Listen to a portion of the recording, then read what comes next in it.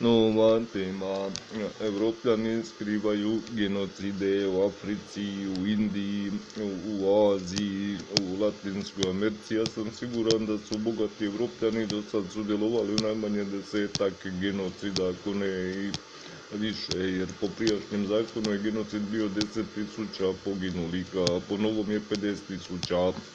Znači, Evropljani skrivaju genocide od kojih su zaradili, koji su stvorili uspješne, od kojih imaju kuće, dvorce, aute. Evropljani skrivaju grozne genocide koje su učinili sa evropskim bogatašima, vojskama, vladama. Znači, Evropljani nisu ništa bolji od Hrvata, oni su isto ono neko smeće koje svake godine ubije tisuće siromašnih crnaca, pa tisuće siromašnih Arapa, bliskoistočnjaka, pa tisuće siromašnih Azijaca, pa tisuće Latinoamerikanaca. Znači, Evropljani su slični ono Hrvatima, koji u genocidima vide samo bogatstvo i nove kuće, i nove aute, i BMW, i Audi, i Mercedese. Znači, Evropa je puna bogatih ratnih zločinaca koji bilo kako skrivaju svoju upletenost u sve to.